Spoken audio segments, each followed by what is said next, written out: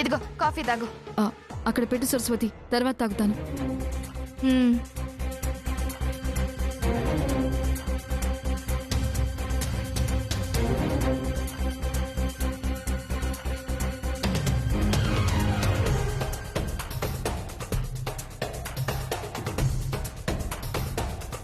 దాక్షాయిణి, అంత డల్గా ఉన్నావేంటి? నేను డల్గా ఉన్నానో టెన్షన్గా ఉన్నానో నాకే తెలియడం లేదు సరస్వతి. ఏమైంది? ఆడిషన్లో నేను సక్సెస్ అయినందుకు మోడల్గా నన్ను సెలెక్ట్ చేసుకుని అగ్రిమెంట్ మీద సంతకం కూడా పెట్టించుకున్నారు. నీ కల నెరవేరబోతున్నందుకు సంతోషించాలి గాని నీరసంగా ఉండాల్సిన అవసరం ఏముంది? ఎలా సంతోషంగా ఉండమంటావు సరస్వతి? మీ చిన్న బావగారికి నేను మోడలింగ్ చేయడమే ఇష్టం లేదు. ఆడిషన్ వరకైతే ఏదో మొండిగా ఎదిరించి వెళ్ళాను, కానీ భవిష్యత్తులో రెగ్యులర్గా నా కెరీర్ మీద శ్రద్ధ పెట్టాలంటే ఆయన సపోర్ట్ ఖచ్చితంగా కావాలి. లేదంటే ముందుకు వెళ్ళలేను. అందుకే ఏం చేయాలో తెలియక తల పట్టుకునున్నాను. తల పట్టుకుని ఆలోచిస్తే పనులు జరగవే కోడలి పిల్ల. తలకాయ పెట్టి ఆలోచిస్తేనే పనులవుతాయి. అంటే ఏంటత్తయ్యా? చెప్తా. అలాంటివి నాలాంటి మనుషుల్ని అడిగితే సరైన సలహాలు చెప్తారు. సరస్వతి చిన్నపిల్ల ఇదేం చెప్తుందే? ఉండు, కాఫీ తాగి చెప్తాను. లేవే సరస్వతి, ఏంటో చూస్తున్నా.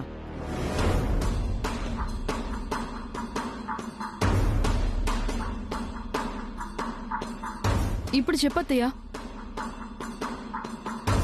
ఒసే ముద్దు, భర్తని మన నియంత్రణలో పెట్టుకోవడం అనేది ఓ కళే. అది తెలుసుకుంటే నీ పని సులువవుతుంది. కంట్రోల్లో పెట్టుకోవాలంటే ఏం చేయాలి? బయట మగవాడు పెద్ద పులిలా ఉంటాడు. గదిలో 4 గోడల మధ్య మొగుణ్ణి పిల్లిలా మార్చే మంత్రం భార్య దగ్గరే ఉంటుందే. నాకు అర్థమైంది పిల్లిలా ఎలా మారతారో. ఎలా మారతారు? కేరళ వెళ్ళి మంచి శక్తులున్న మలయాళీ మాంత్రికుణ్ణి వెతికి పట్టుకొని మంత్రాలు నేర్చుకోవాలి. భర్త గదిలోకి రాగానే మంత్రించిన జలాన్ని భార్య అతని మీద చల్లితే పిల్లిగా మారిపోతారు. అంతే కదా అత్తయ్య? నీ బొందే, నీ బొంద. మీరిద్దరూ ఇంత తెంగురాళ్లలా ఉన్నారు కాబట్టే మీ మొగుళ్ళు మిమ్మల్ని ఆట ఆడిస్తున్నారు. సరస్వతి ఉండు సరస్వతి. అత్తయ్య నువ్వు చెప్పు. మీ మొగుళ్ళని లొంగ తీసుకుని మీ కొంగును కట్టుకుని తిప్పుకోవాలంటే కొన్ని కిటుకులు తెలుసుకోవాలే. మనకి భర్త మీద ఎంత కోపం వచ్చినా సరే ఎదురు తిరిగి సమాధానం చెప్పకూడదు. వాళ్ల మాట విన్నట్టు అణిగిమణిగి ఉండాలి. వాళ్ళు అలసిపోయి ఇంటికొస్తే ప్రేమగా పలకరించి టీయో కాఫీయో తెచ్చిచ్చి సేద తీరేలా చెయ్యాలి. అప్పుడు భార్య పక్కనుంటే ఊరటగా ఉంది అనుకుంటాడు.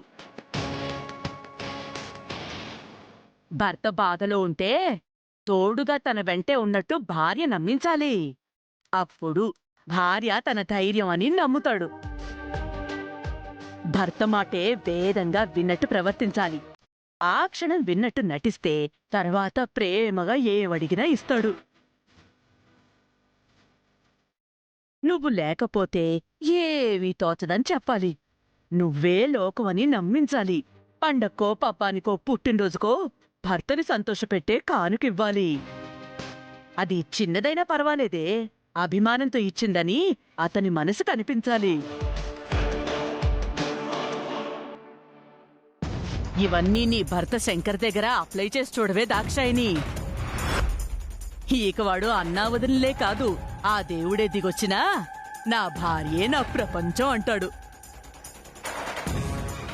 నువ్వాడమన్నట్టల్లా ఆడతాడు. అప్పుడు నువ్వు నీ మోడలింగ్ మీద నువ్వు శ్రద్ధ పెట్టి ఏకాగ్రతగా పనిచేసుకోవచ్చు. నీకెవరడ్డుపడినా శంకర్గాడే సమాధానం చెప్తాడు. అయినా ఇలాంటి విషయాల్లో నీ తరం అమ్మాయిలు ఆరితేరిపోయుంటే నువ్వేంటే ఇంత వెనకబడున్నావు? వాళ్లంత స్పీడ్గా ఉన్నారు కాబట్టే ఉమ్మడి కుటుంబాల్లో ఊసే లేకుండా పోయింది. ఆలస్యం చేయకుండా శంకర్ విషయంలో నేను చెప్పింది చెయ్యి.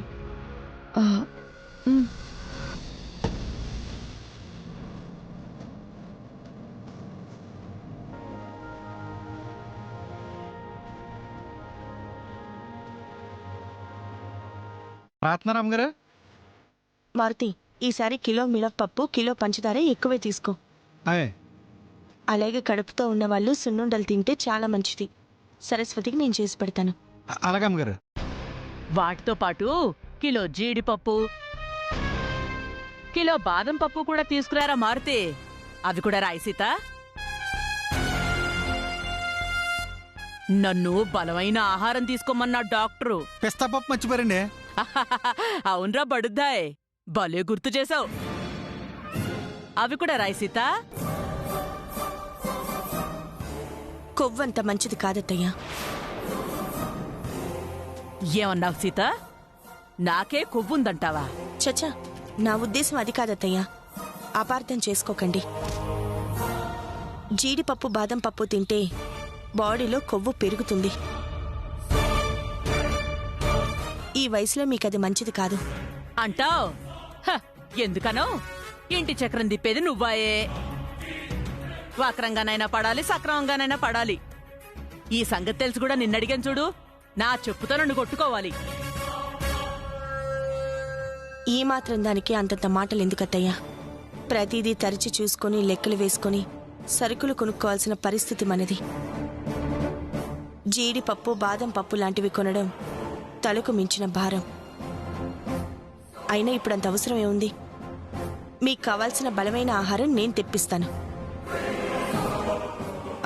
మారుతి, అత్తయ్య కోసం పండ్లు, పాలలో కలుపు తాగే ప్రోటీన్ పొడి కూడా తీసుకురా. దీనిలో రాస్తాను. నీ మొగుణ్ణి అడిగితే నా మీద గౌరవంతో కాదనకుండా తెచ్చేవాడు. మీ మీద మాకున్న గౌరవం మనమున్న ఆర్థిక పరిస్థితికి తెలియదు కదత్తయ్య. అది మనమే తెలుసుకొని దానికి అనుగుణంగా సర్దుకుని పోవాలి. సర్దుకుపోక ఏం చేస్తాం? అంతా నీ చేతుల్లోనే ఏడ్చిందిగా.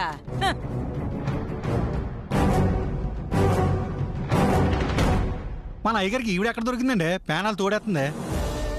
సర్లే మారుతి, కొంతమందిని వాళ్ళ బుద్ధులు మార్చాలని ప్రయత్నించే బదులు వదిలేయడం మంచిది.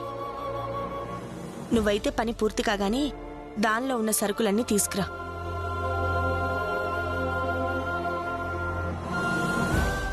ఇదిగో, అలాగే గ్యాస్ బండ కూడా వస్తుంది. దానికి కూడా డబ్బులు తీసుకో. అలాగే అమ్మగారు.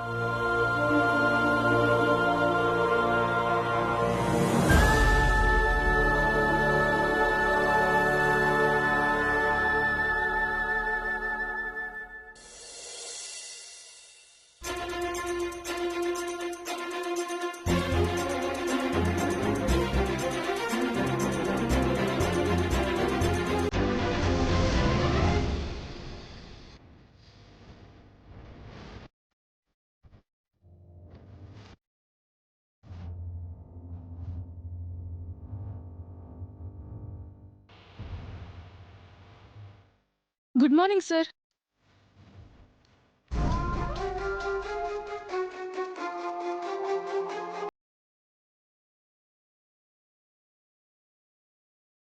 Sir sir yes Chaitra. Sir, if you don't mind ఒక విషయం చెప్పచ్చా?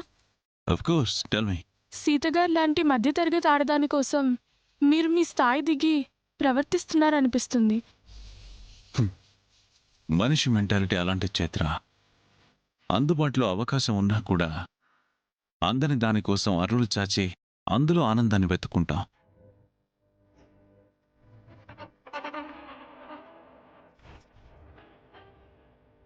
కొన్న మామిడి పండు కంటే తోటలో కొట్టేస్తున్న మామిడి పండుకే రుచెక్కువ అనుకునే టైప్ మనం. అంతెందుకు, మనకున్న ఇన్ని బ్రాంచ్లు లాభాలు తెచ్చిపెడుతున్నా కూడా కొత్త బ్రాంచ్ ఎప్పుడు ఓపెన్ చేద్దామా అని తపన పడుతూ ఉంటాం. మగాడికి ఆడది అంతే. ముఖ్యంగా నాకు. నేను కావాలని నా వెంటపడే ఆడవాళ్ల కంటే నన్ను తన కంటి కొనచూపుతో కూడా చూడ్డానికి ఇష్టపడని సీతంటేనే నాకు ప్రేమ, మోసు. తనని నా దాన్ని చేసుకునేదాకా ఎన్ని ఎత్తులైనా వేస్తాను. నేనున్న ఎత్తు నుంచి కిందికి దిగుతాను. అంతెందుకు, ఈరోజే మన ఆఫీస్లోనే నేననుకున్న చేయడానికి ప్లాన్ వేశాను.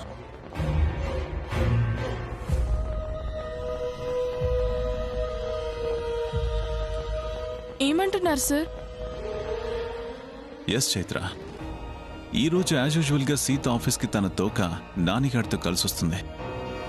అందరితో కలిసి లంచ్ చేస్తుంది. సాయంత్రం 5 గంటలకు ఆఫీస్ అవర్స్ అయిపోగానే స్టాఫ్ అంతా వెళ్ళిపోతారు, ఒక్క సీత తప్ప.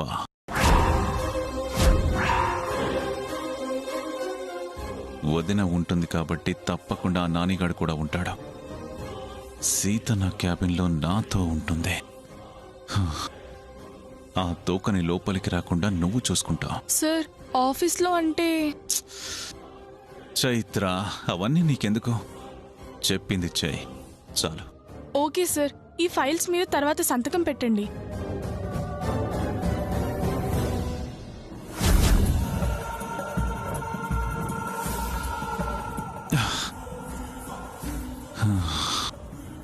సీత సీత సీత, ఈరోజు ఆఫీస్ అయ్యాక నా క్యాబిన్లో నీతో స్పెండ్ చేస్తానన్న ఊహే నన్ను ఉక్కిరి బిక్కిరి చేస్తోంది. What a fantastic moment ahead.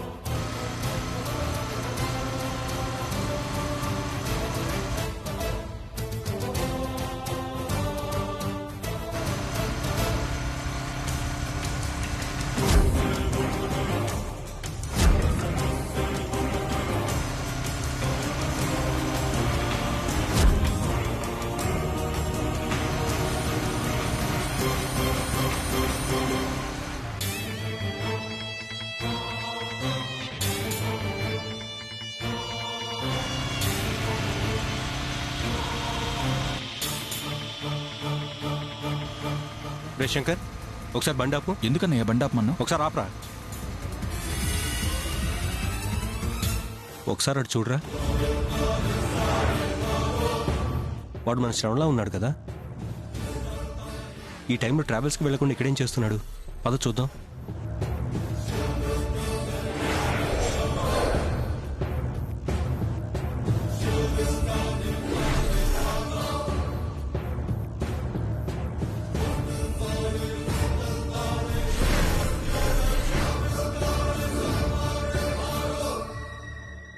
రే శ్రవణ్,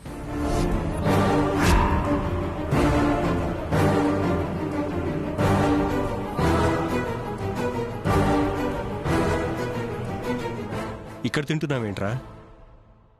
ఏం లేదన్నయ్య, జస్ట్ క్యాజువల్గా వచ్చి ఇక్కడ కూర్చుని తింటున్నాను అంతే. అరే, బిజినెస్ టైంలో ఇక్కడికి వచ్చి క్యాజువల్గా తింటున్నా అంటావేంట్రా? అంటే కార్లన్నీ కస్టమర్స్ బుక్ చేసుకున్నారు, పనేం లేదు.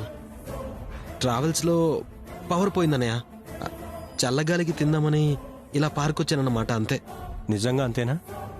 ట్రావెల్స్ బిజినెస్లో కస్టమర్స్ దగ్గర నుంచి ఏమైనా ప్రాబ్లమ్స్ వచ్చినాయా? మాతో చెప్పడానికి నువ్వేమైనా ఇబ్బందిగా ఫీల్ అవుతున్నావా? చెప్పరా. చచ్చా, అలాంటిదేం లేదన్నయ్య. కావాలంటే ట్రావెల్స్కి వెళ్దాం, పదండి పదండి చూద్దాం. రండి అన్నయ్య, రండి. రేయ్ ఆగు. నీ మీద మాకు ఆ నమ్మకం ఉందిలేరా. సాక్ష్యాధారాలు ఏం అవసరం లేదు. నా పరిస్థితి మీకు చెప్పలేక దాచిపెట్టి నిజంగానే మోసం చేస్తున్నానన్నయ్య, నన్ను క్షమించన్నయ్య. ఏంటి ఆలోచిస్తున్నావు? ఏం లేదన్నయ్య. అవును, మీరేంటి ఇలా టౌన్కి వచ్చారు? పురుగుల మందు కొందామని వచ్చామరా, వెళ్తూ నిన్ను చూసి ఆగాం. అవును, ఇంతకీ తిన్నారా అన్నయ్య? లేదురా, ఇంటికి వెళ్ళి తింటాం. అయ్యో, ఇప్పటికే చాలా టైం అయింది కదన్నయ్య. ఏదైనా హోటల్కి వెళ్ళి తిందాం పదండి. వద్దులేరా, అక్కడ పొలంలో కూలీలు ఎదురు చూస్తుంటారు. పురుగుల మంది ఇచ్చి మేము ఇంటికి వెళ్ళి తింటాం. సరే అన్నయ్య. సరే, జాగ్రత్త. శ్రవణ్, నిజంగా ఏ ప్రాబ్లం లేదు కదా? అలాంటిదే లేదన్నయ్య. సరే.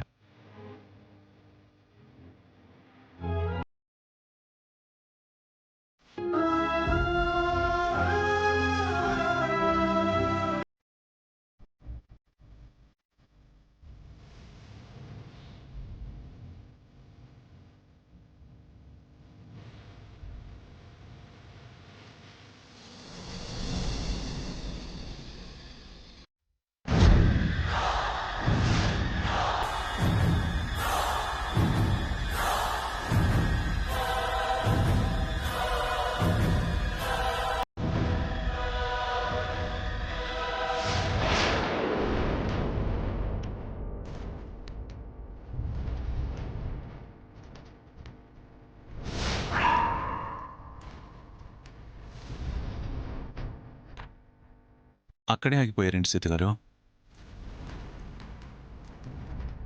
లోపలికి రండి.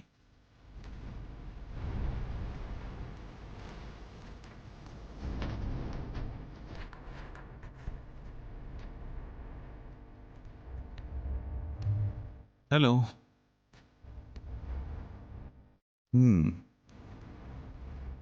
ఆడవాళ్ళ తల్లోనో శోభనం గదిలోనో ఉండాల్సిన మల్లెపూలు ఆఫీస్లో, అది నా క్యాబిన్లో ఉన్నాయంటే అని షాక్ అయ్యారు సీత గారు. మల్లెపూలు సౌందర్య సాధనం, వాటి వాసన సంతోషాన్నిచ్చే ఇంధనం. అయ్యో, తప్పుగా అనుకోకండి సీత గారు. ప్రతి మనిషికి ఏదో ఒక రూపంలో టెన్షన్ వెంటాడుతూనే ఉంటుంది. ఆ ఒత్తిడిని తగ్గించుకోవడానికి ఏదో ఒక మార్గం ఎంచుకుంటారు. కొంతమంది వంట చేయడం, కొంతమంది రకరకాల ఫుడ్ తినడం, కొంతమంది మందు తాగడం, కొంతమంది మ్యూజిక్ వినడం. ఇలా అందరూ ఏదో ఒక రూపంలో వాళ్ళ స్ట్రెస్ బస్టర్ని సెలెక్ట్ చేసుకుంటారు. నా స్ట్రెస్ బస్టర్ మల్లెపూలు. ఎస్ సీత గారు, నేను అనుకున్న పని అవ్వకపోయినా, అనుకున్నది చేయాలనుకున్నా నాకు టెన్షన్ పెరిగిపోతూ ఉంటుంది. అలాంటప్పుడు ఇంట్లో అయినా ఆఫీస్లో అయినా ఇలా మల్లెపూల వాసనను ఆస్వాదిస్తే నా టెన్షన్ అంతా చేత్తో తీసేసినట్టు ఇట్టే మాయమైపోతుంది. అన్నట్టు మీకు మల్లెపూలు ఇష్టమేనా? ఇష్టం లేకుండా ఎలా ఉంటుంది? మల్లెపూలని, వాటి వాసనని ఇష్టపడిన వారు ఎవరుంటారు సీత గారు? సార్, మీరు డిక్టేషన్ చెప్తే లెటర్ని అర్జెంట్గా బ్రాంచెస్కి మెయిల్ చేయాలి. ఓ, ఐఎమ్ సారీ. వర్క్ విషయం వదిలేసి నా ఇష్టాలు చెప్పి మీ మనసును కష్టపెడుతున్నాను. Yes, come on, please SIT.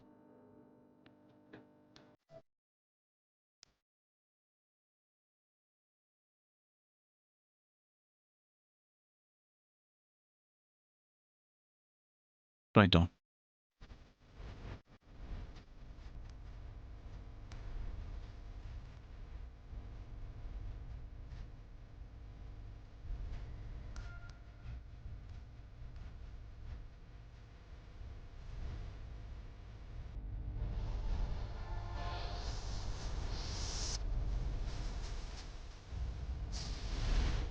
ఈరోజు ఎలాగైనా ఆ మల్లెపూలని నీ తలలోకి చేరుస్తా సీత.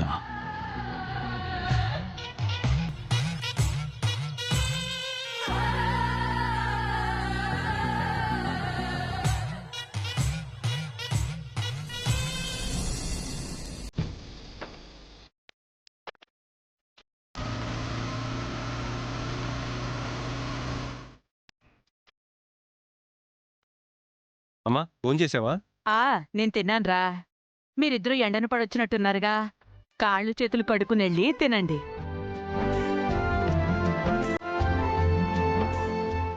Sir, gas.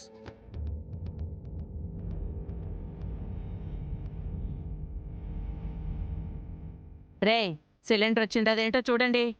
సార్, పాత సిలిండర్ తీసుకురండి. బిల్లు 832 రూపాయలండి.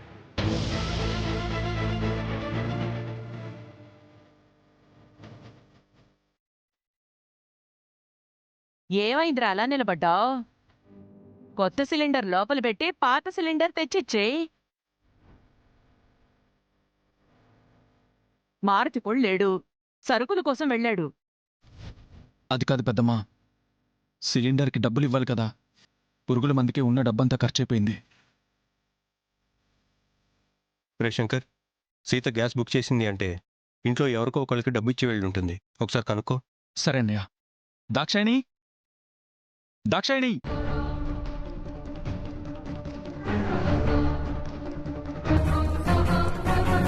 పెద్దదిన మీకేమన్నా గ్యాస్ డబ్బులు ఇచ్చేళ్ళిందా? లేదండి.